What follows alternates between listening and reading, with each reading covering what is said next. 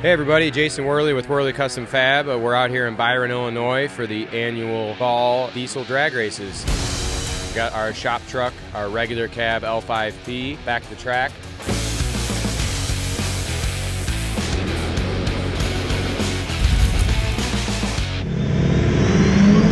Since our last video, we've made a couple more upgrades to the truck. Last time on the dyno, actually, we were pretty much hitting the limits of the high pressure fuel pump and the lift pump as well.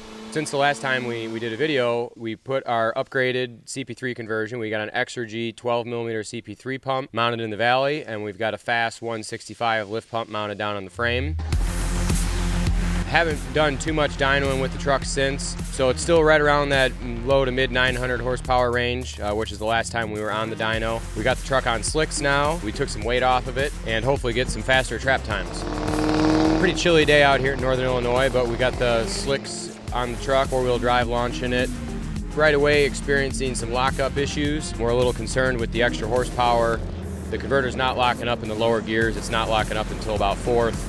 And our 60-foot and our 330-foot times are pretty terrible, but it's doing really well on the top end. We picked up about 8 or 9 miles an hour over the last time we were at the track, so we did knock a couple tenths off of our trap speed. I think our best pass today was 11:58 or 11:59, right around there. But we got to get our converter issue figured out here. Probably put a lockup box in it and see if we can get it to launch a little bit harder. The last time we were at the track was when the truck was making about 750, 760, so we are about 200 horse higher than last time we were at the track, and we think that's potentially why we're starting to experience some lockup issues given the additional horsepower.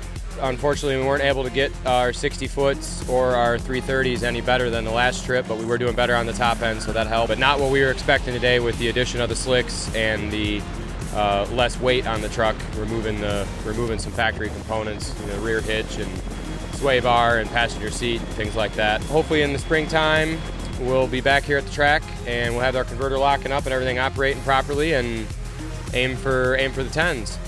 So thanks a lot for watching, and make sure to tune in next time and on any more updates with our L5P shop truck.